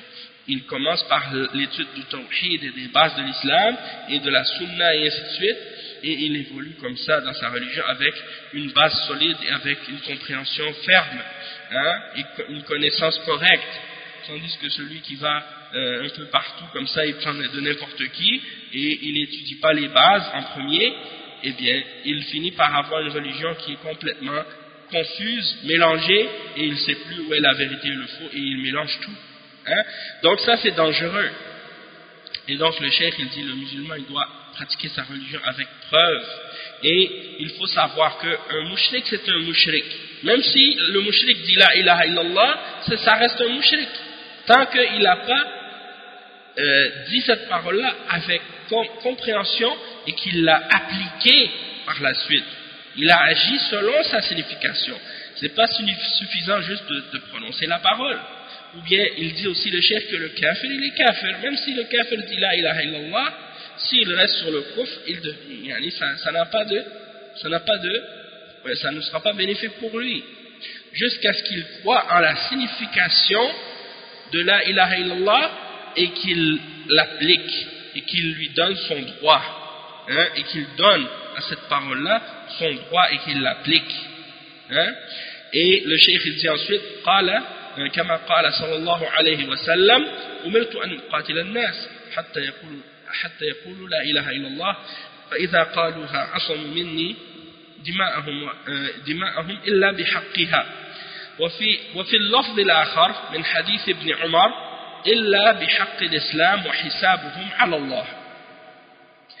فلا بد من حق الإسلام وحق لا إله إلا الله وهو الالتزام بدين الله والحذر فيما يسبب الشرك أو يسبب تكذيب الله ورسوله. فلو أن إنسانا يفعل كل عبادة ويعتقد كل ما أوجب الله ولكن يقول ما فيه بعث ولا نشور كفر عند الجميع. ولو أنه صلى ولو أنه يصلي ويصوم ويظن أنه ليس بمشرك ولو أنه أعبد الناس إذا قال أنه لا بعث ولا نشور ولا جنة ولا نار كفر عند الجميع. وهكذا لو كان يؤمن بكل شيء ولكن يقول الزنا حلال أو الخمر حلال أو الصلاة ما هي بواجبة أو صوم رمضان ليس واجبا أو الحج ليس واجبا مع الاستطاعة كفر عند الجميع.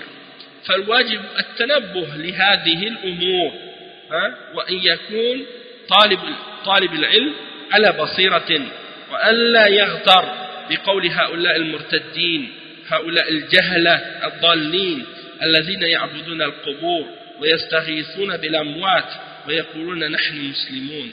نسأل الله العافية ورزقنا الله التوفيق والهداية. Donc, le cheikh il conclut en disant que le prophète sallallahu alayhi wa sallam a dit j'ai été ordonné de combattre les hommes jusqu'à ce qu'ils disent que rien ne mérite d'être adoré excepté Allah, et lorsqu'ils l'ont dit ils seront protégés dans leur sang, ils seront protégés dans leur sang contre moi, excepté pour un de ces droits, excepté pour un de ces droits, c'est-à-dire pour un des droits de l'islam. Et dans une autre narration, dans le hadith d'Ibn Umar, le prophète sallallahu alayhi wa sallam a dit illa bihaqq al-islam wa hisabuhum ala Allah, c'est-à-dire ils seront protégés contre moi dans leur bien et dans leur sang, excepté pour un des droits de l'islam, et leur jugement est à Allah, c'est-à-dire c'est Allah qui les jugera. Donc le cheikh il dit, donc il faut pas seulement dire la ilaha illallah, mais il faut également respecter les droits de l'islam et les droits de la ilaha illallah. Et quels sont les droits de l'islam et les droits de la ilaha illallah? C'est de respecter la religion d'Allah et de faire attention de tout ce qui pourrait être une cause de shirk, ou bien une cause de ce qui amène à démentir Allah et démentir son messager sallallahu alayhi wa sallam.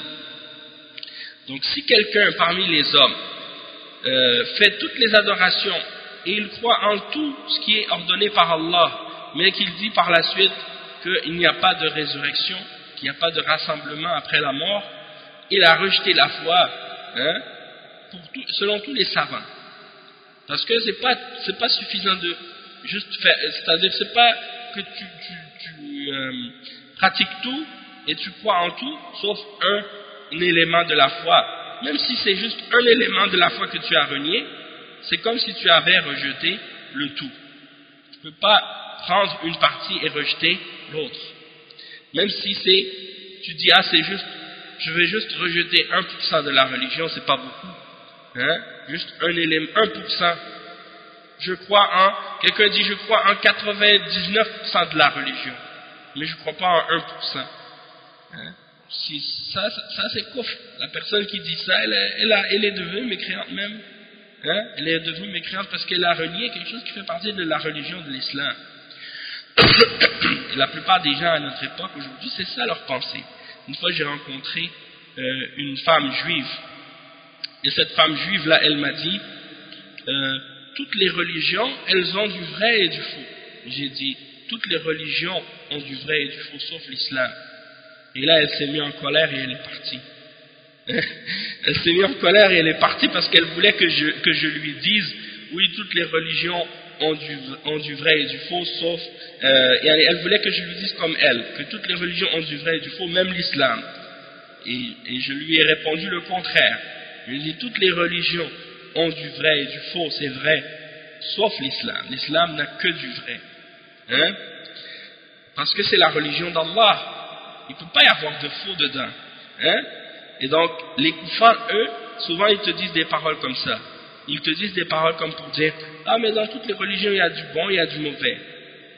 Toutes les religions, parce que ce sont des religions de fausseté, des religions inventées par les hommes, ou bien, même si à la base c'était des religions qui ont été ramenées par les messagers d'Allah, par les prophètes, comme la religion des juifs et des chrétiens, mais cette religion-là, elle n'est pas restée telle qu'elle. Leur religion, elle a été falsifiée par la suite et changée. Les messagers sont venus, et après que ces messagers-là sont partis, eux, ils ont changé les messages de ces messagers-là, ils ont rajouté des choses dedans, ils ont enlevé des choses dedans. Donc ces religions-là sont devenues fausses aujourd'hui. Le christianisme aujourd'hui, c'est pas la religion que Allah a révélée à Isa. Et la religion que les juifs suivent aujourd'hui, c'est pas la religion que Allah a révélée à Moussa, alayhi salam.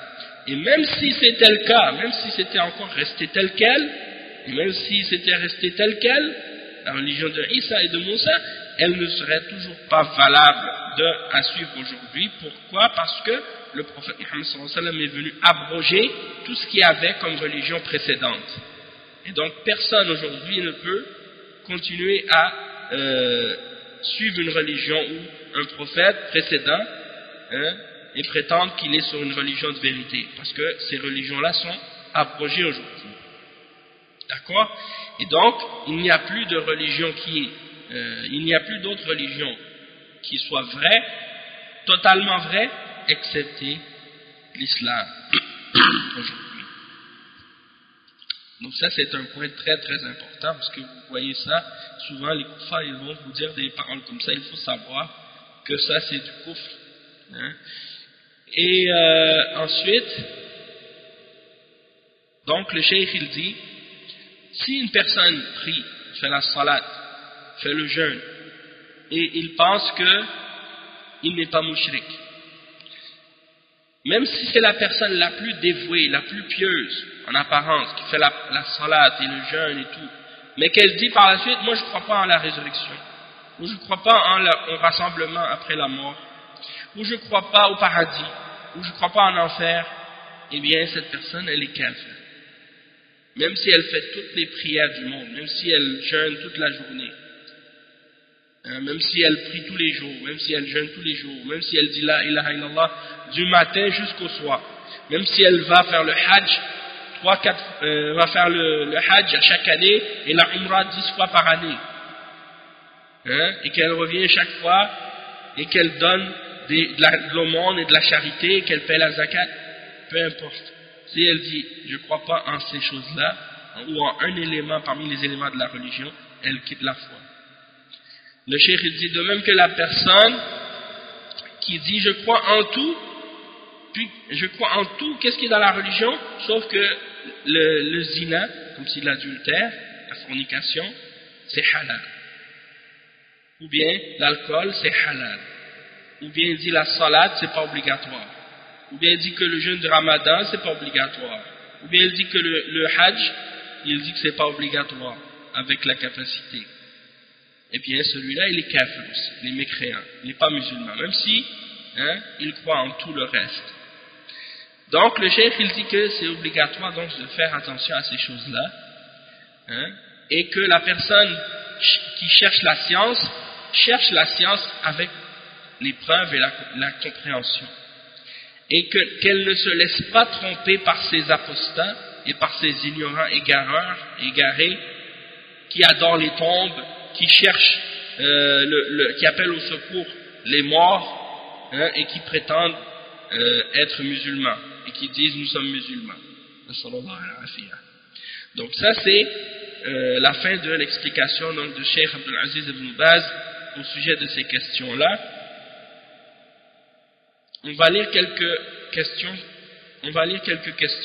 qui ont été posées à la suite de ce cours, puis on va s'arrêter à la suite de ça, Inch'Allah. Donc la première question, ما حكم من قال في دعائه يا حبيبي ويريد الله وقول يا مسهل وقول يا هادي يا دليل؟ الجواب ما فيها شيء، هو أحب حبيب سبحانه وتعالى، ولكن ادعوه بأسمائه يا الله يا رحمن، لأن الله يقول ولله الأسماء الحسنى فادعوه بها، وقال ادعوني، وما قال ادعوني بحبيبي، ادعوني بأسمائي وصفاتي يا الله يا رحمن يا رحيم يا ربي يا ذا الجلال والإكرام وإن كان هو أحب حبيب ولكن يدعى بصفاته التي بينها سبحانه وتعالى. Donc quelqu'un pose la question, quel est le verdict de la personne qui dit dans son dua oh mon bien-aimé et il veut dire Allah, ou bien qui dit oh toi facilitateur, celui qui facilite, ou toi oh toi guideur, hein? Qu'est-ce que c'est le verdict de quelqu'un qui dit ça dans son dua? Le cheikh dit il n'y a pas de problème parce que Allah c'est celui qui est le plus aimé des bien-aimés, hein, c'est lui qu'on aime le plus, sauf que Allah subhanahu wa ta'ala on doit l'invoquer par ses noms. Donc tu dis oh Allah, oh Rahman, Ya Rahman, hein, parce que Allah il dit dans le Coran dans Surat Al-A'raf le verset 180 c'est à Allah qu'appartiennent les plus beaux noms, alors invoquez-le par ceci. Invoquez-le par ceci. Il n'a pas dit invoquez-moi en m'appelant le bien-aimé. Il a dit invoquez-moi par mes noms, par mes attributs. Oh Allah, oh Ar-Rahman, le tout miséricordieux, oh très miséricordieux, oh mon Seigneur, oh toi, celui qui est plein de majesté et de noblesse. Hein? Mais ça c'est qu'est-ce qui est mentionné dans le Coran de faire. Mais même si Allah c'est le plus aimé des bien-aimés, mais ce qu'on doit faire c'est de l'invoquer par ses attributs et par ses noms qui sont mentionnés dans la révélation et qu'il a clarifié. Ensuite une autre question, ma hukmu man sa'ala billah li amrin wa lam yujib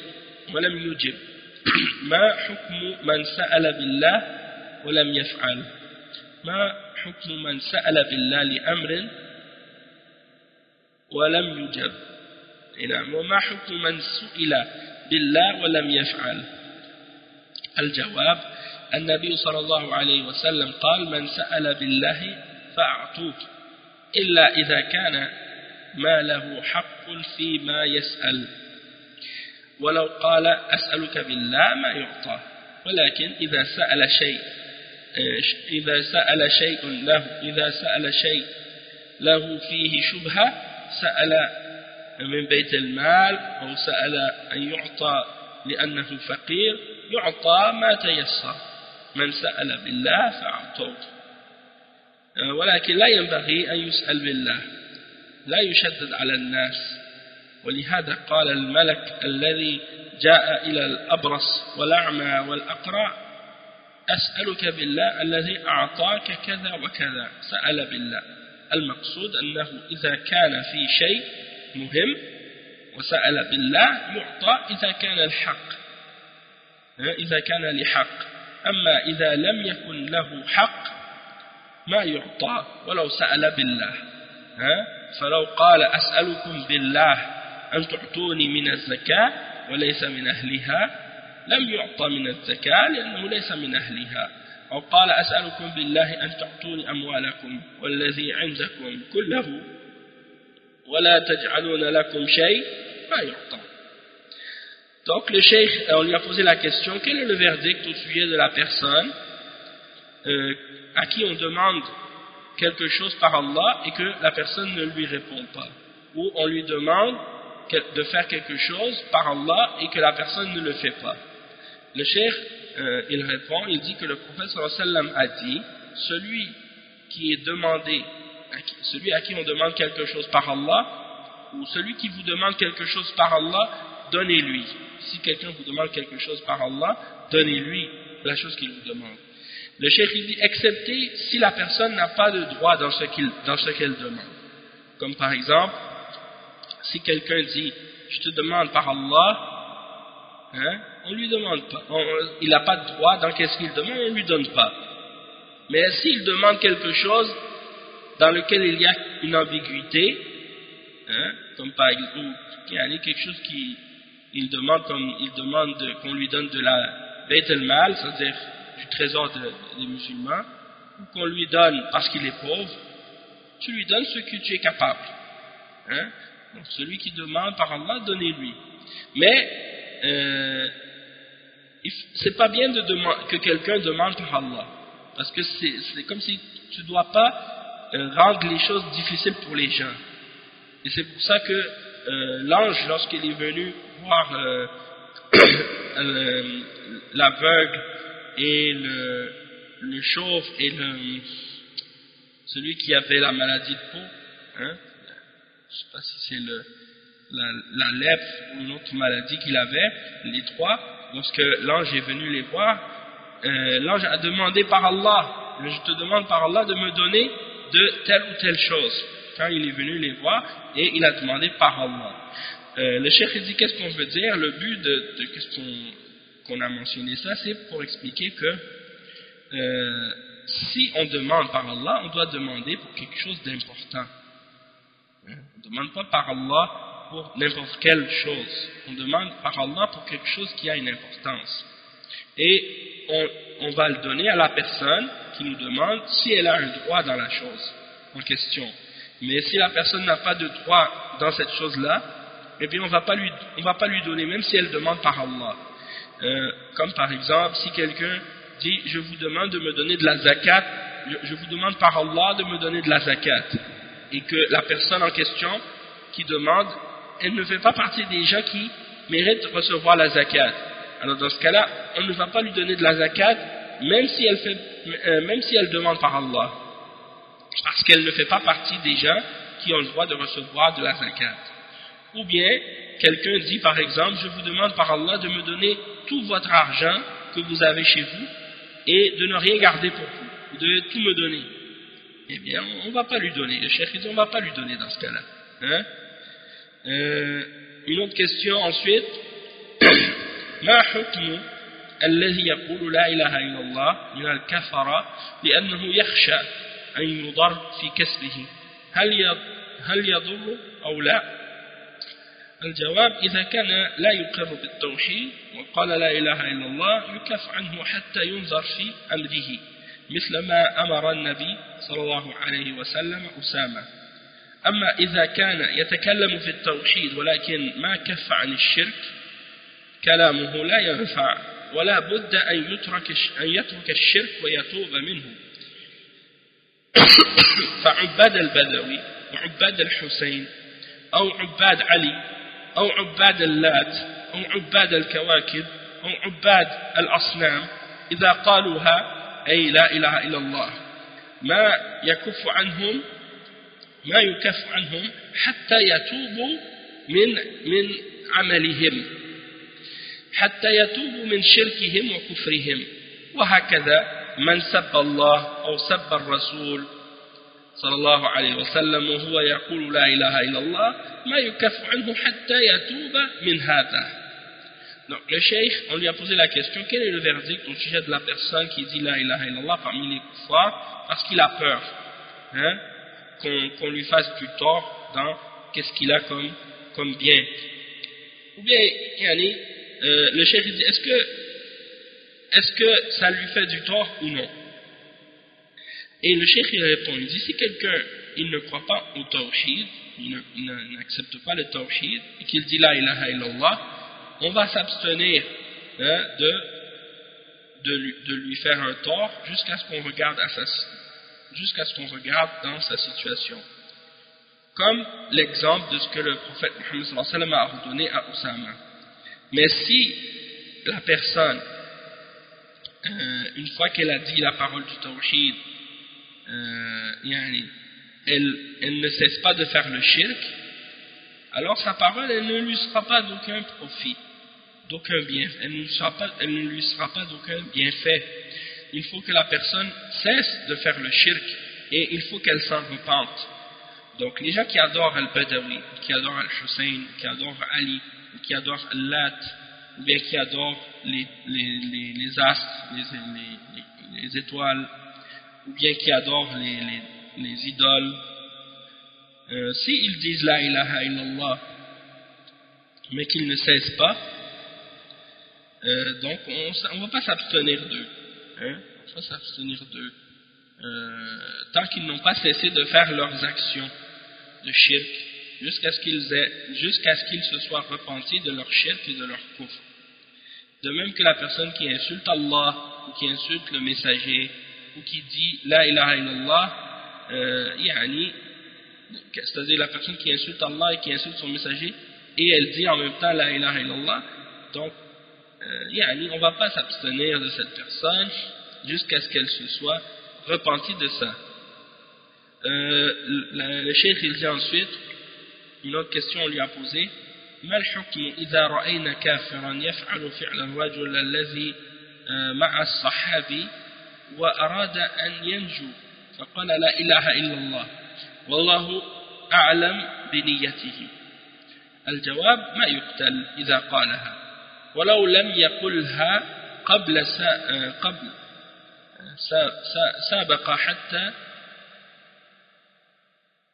حتى يثبت في أمره أو يثبت في أمره ولو كان يظن أو يظن أنه قالها تعوذا مثل ما أنكر النبي صلى الله عليه وسلم على أسامة لما قال أسامة للنبي صلى الله عليه وسلم إنه قالها تعوذا قال له أشققت عن قلبه إذا كان ما يقولها أصلا ثم قالها يمسك عنه حتى ينظر في أمره.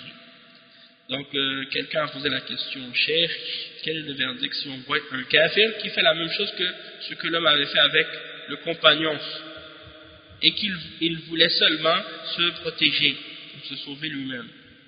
Il a dit la ilaha illallah, Allah connaît mieux son intention. Donc c'est quoi la réponse à ce sujet-là? Le cheikh il répond, il dit il ne peut pas être tué dans ce cas-là du moment qu'il l'a dit, même si il ne l'avait pas dit auparavant, on ne doit pas le tuer jusqu'à ce qu'on ait vérifié sa situation et qu'on ait vérifié son cas, même si on pense que la personne l'a dit juste pour se protéger. C'est exactement la même chose que le prophète sallallahu alayhi wa sallam avait condamné ou dénoncé lorsque Oussama avait tué l'homme en disant qu'il avait seulement dit la ilaha illallah pour se protéger. Donc le prophète sallallahu alayhi wa sallam a critiqué Oussama pour avoir fait ça et il lui a dit est-ce que tu avais ouvert son cœur pour vérifier s'il avait dit vraiment ou non? C'est-à-dire ashaqaqta an qalbi, est-ce que tu as ouvert son cœur pour voir? C'est une façon de parler pour dire tu ne peux pas savoir s'il est sincère ou non juste par rapport à sa parole. Donc du moment qu'il le dit, tu dois le laisser vivant, tu ne dois pas douter de son intention jusqu'à ce que par la suite tu vérifies sa situation et son cas. Et puis si tu vois par la suite que ça confirme sa croyance qu'il est réellement sur le tawhid, alhamdoulilah, si ça confirme le contraire, qu'il n'est pas sur le tawhid, et bien par la suite il y aura d'autres étapes avec cette personne. Une autre question qui a été posée au cheikh, ما حكم من قال لصاحب الأمر بالمعروف والنهي عن المنكر أنت فضولي وهل هذا يكون كفرا؟ الجواب لا يكون كفرا ولكن يبين له أن هذا غلط وكلام ليس بالصحيح وأنه ليس بفضولي وأن هذا جهل ويبين له لأنه قد يعتقد أنه مصيب. Donc le cheikh, on lui a posé la question, quel est le verdict au sujet de la personne qui dit à celui qui ordonne le bien et qui interdit le mal, tu es une personne curieuse. Est-ce que ça c'est quelque chose qui est kufr? Et le cheikh il répond, il dit non, c'est pas kufr. Mais il faut clarifier à la personne que c'est une erreur et que cette parole est incorrecte. Et que la personne n'est pas curieuse et que ça c'est de l'ignorance et donc il faut lui expliquer ça parce qu'il se peut que la personne pense qu'elle a raison de dire ça, mais la personne qui ordonne le bien et qui interdit le mal, quand elle le fait c'est pas parce qu'elle est curieuse, c'est parce qu'elle veut le bien pour les gens.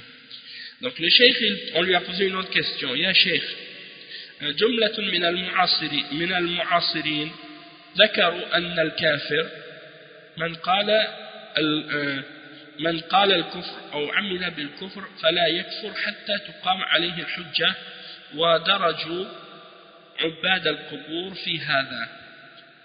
الجواب هذا من جهلهم. عباد القبور كفار واليهود كفار والنصارى كفار ولكن عند القتل يستتابون فإن تابوا وإلا قتلوا. يا شيخ مسألة القيام الحجة، الجواب بلغهم القرآن، هذا بلاغ للناس، القرآن بلغهم وبين المسلمين. القرآن بلغهم وبين المسلمين، أي نعم، القرآن بلغهم وبين المسلمين. وأوحي إلي هذا القرآن لأنذركم به ومن بلغ، هذا بلاغ للناس. يا أيها الرسول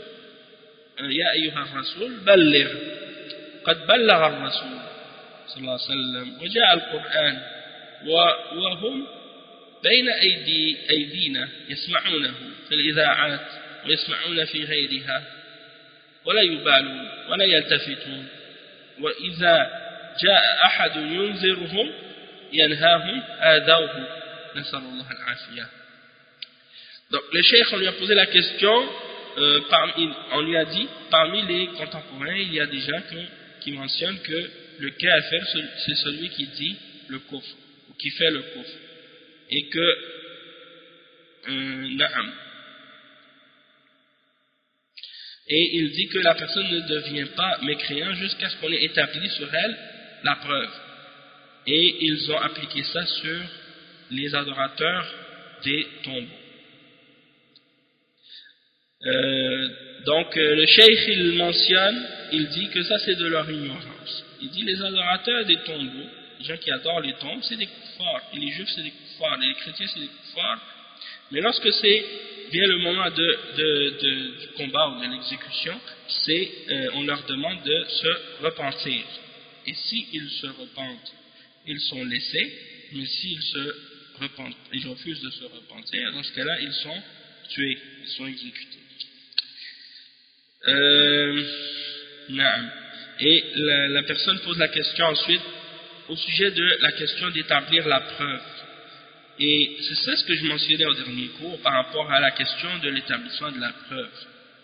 Qu'il y en a des ulama, parmi les ulama comme Cheikh bin Baz et Cheikh Al-Fawzan et d'autres, Mashaykh aussi, considèrent que toute personne qui a entendu le Coran, eh bien la preuve a été établie contre lui.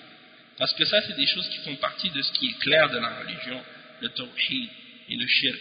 Donc pour eux, dans ces questions-là, il n'y a pas d'établissement de la preuve. Du moment que la personne a entendu le Coran, la Sunna, et qu'ils comprennent la langue arabe, et qu'ils ont accès à la science, donc dans ce cas-là, ces gens-là sont, la preuve a été établie contre eux. Et le cheikh, c'est ça qu'il répond à ce sujet-là. Tandis qu'il y a d'autres ulama qui ont mentionné que, bien entendu, il y a même Cheikh bin Baz aussi, même Cheikh Al-Fawzan, ils ont dit, si c'est des gens par contre qui n'ont pas accès à la science, qui sont dans des endroits très isolés ou qui viennent de se convertir à l'islam, ou que ce sont des gens qui ne comprennent pas l'arabe, des gens qui viennent dans des pays où ils n'ont pas lu le Coran en arabe, ils ne connaissent pas la langue arabe ou des choses comme ça, ces gens-là, c'est pas la même chose. Mais ils les considèrent quand même comme étant des mouchriquins et des kuffars, mais ils disent qu'il faut leur faire la da'wa et qu'il faut les appeler au tawhid et leur expliquer les choses.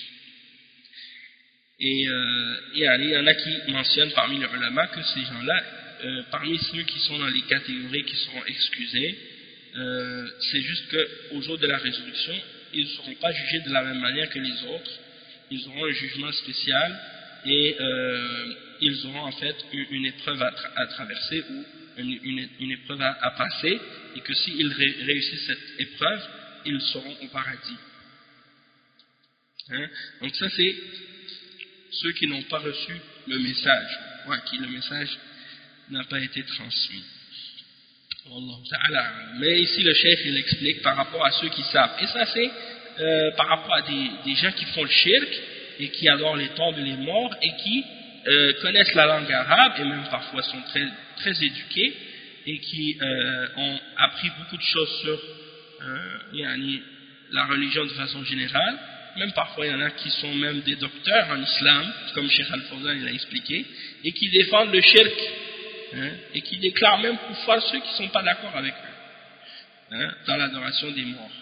Donc, ces gens-là, ils disent le Coran dans leur langue, le Coran, pardon, il leur a été transmis, et ce Coran, il est une transmission pour les hommes, et il est parmi les musulmans. Et Allah subhanahu wa ta'ala a dit dans le verset 19 dans Surat Al-An'am, ceci, le verset qui dit « Et on m'a révélé ce Coran pour que je vous avertisse et pour avertir tous ceux à qui il est transmis. » Et le verset 52 dans Surat Ibrahim, dans lequel Allah subhanahu wa ta'ala dit « Et c'est une transmission pour les hommes. » Et le verset 67 dans Surat Al-Ma'ida « Ô toi le messager, transmets. » Et le cheikh, ensuite il dit que le messager, sallallahu alayhi wa sallam, il a transmis.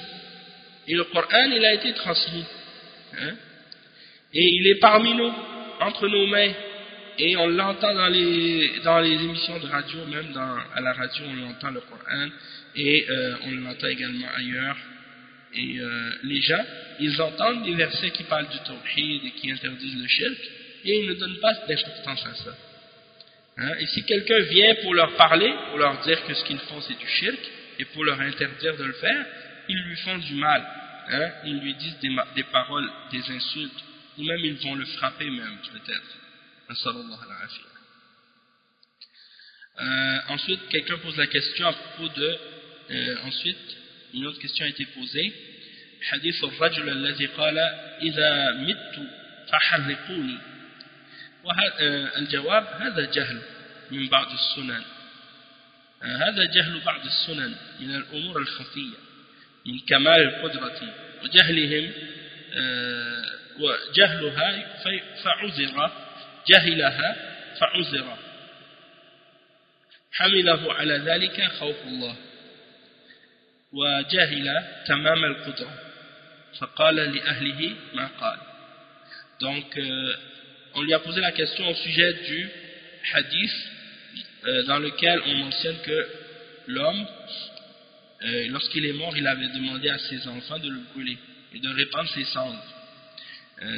Donc le cheikh dit ça, c'est parce qu'il a ignoré. Il ignore certains des éléments qui sont subtils, comme la perfection de la toute-puissance d'Allah. Donc à cause de son ignorance, il a été excusé. Parce qu'il a fait ça par crainte d'Allah. Donc, le fait d'ignorer la puissance totale d'Allah, la puissance complète d'Allah, donc la personne a ignoré ça, alors à cause de ça, elle a dit à sa famille, à ses enfants de le brûler, puis de répandre ses cendres. Il pensait que Allah n'allait pas pouvoir le ramener devant lui, parce qu'il avait honte de ses péchés. Donc, malgré que ça, c'est comme les ulama, ils mentionnent souvent ce hadith-là pour dire que si quelqu'un fait un acte de kufr par ignorance, qu'il est excusé. Donc s'il ignore des choses qui sont subtiles comme ça, il peut être excusé dans ces choses-là. Et ça, c'est le cas de cette personne. Un autre exemple, qu'on a posé la question au cheikh, Sujoud ou Mu'az للنبي صلى الله عليه وسلم. الجواب هذا إن صح في صحته نظر، ولكن معاذ لو صح ظن أن هذا إذا جاز لكبار قادة المشركين هناك فالنبي صلى الله عليه وسلم أفضل، وهذا له شبهة في أول الإسلام، ولكن استقر الدين وعرف أن السجود لله. وإذا كان هذا أشكل على معاذ في أول الأمر ولكن بعده ما يشكل على أحد. Donc le cheikh, on lui a posé la question à propos de la prosternation de Mu'az devant le prophète sallallahu alayhi wa sallam. Le cheikh, il dit, ça il y a déjà à propos de son authenticité, il dit, il faut vérifier l'authenticité de cette parole. Mais il dit, mais Mu'az, même si cette parole elle est vraie, même si elle était authentique, c'est parce que Mu'az il a pensé que si c'était permis aux gens importants parmi les mouchriquines que les gens se prosternent devant eux, donc il a vu que le prophète sallallahu alayhi wa sallam était meilleur qu'eux, et donc il a fait cette analogie là en disant que si eux ils le font pour ces gens là, donc le prophète sallallahu alayhi wa sallam le mérite encore plus. Et le prophète sallallahu alayhi wa sallam lui a interdit de le faire, et il lui a dit que si je devais ordonner à quelqu'un de se prosterner devant un autre, j'aurais ordonné à la femme de se prosterner devant son mari. Hein? Donc c'était pour lui montrer que la prosternation devant un autre être humain, c'est haram. Et donc, ça c'est parce que c'était au début de l'islam. Et les gens, ils avaient une choubha, ils n'avaient pas bien compris peut-être cet aspect-là. Mais une fois que la religion elle a été clarifiée, établie, et que les gens ont su que la prosternation c'est quelque chose qui appartient uniquement à Allah, par la suite ça c'est devenu clair.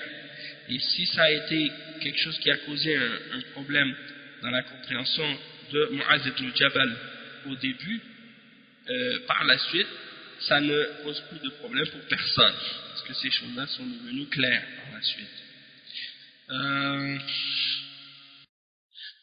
On a posé la question au cheikh ensuite. بعض أئمة الطرق المنحرفة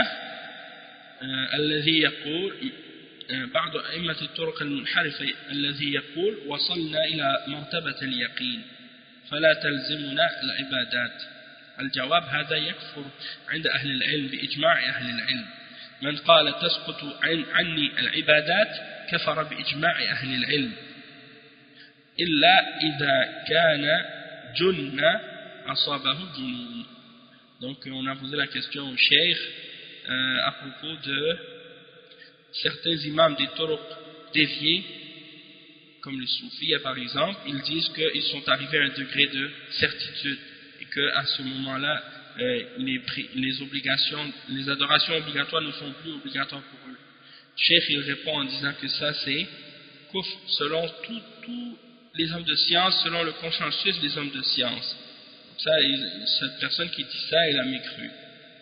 Le cheikh il dit, celui qui dit toutes les adorations ne sont plus obligatoires pour moi, il a mécru, il a rejeté la foi, selon le consensus des hommes de science. Excepté s'il a dit ça à un moment de folie, quand il est devenu fou. Donc, on sait que la personne, une fois qu'elle est folle, elle est excusée. Et c'est souvent ça qui arrive à ces soufis-là, quand ils sont pris par des moments de folie, ils perdent la tête, et ils disent des paroles de kufr. Donc, Allah musta'an. Donc, on va s'arrêter ici pour aujourd'hui. Subhanakallahumma wa bihamdik, ashhadu an la ilaha illa ant, astaghfiruka wa atubu ilayk. Barakallahu fikum wa jazakumullahu khairan. Wassalamu alaykum wa rahmatullahi wa barakatuh. Et à la semaine prochaine, Inch'Allah.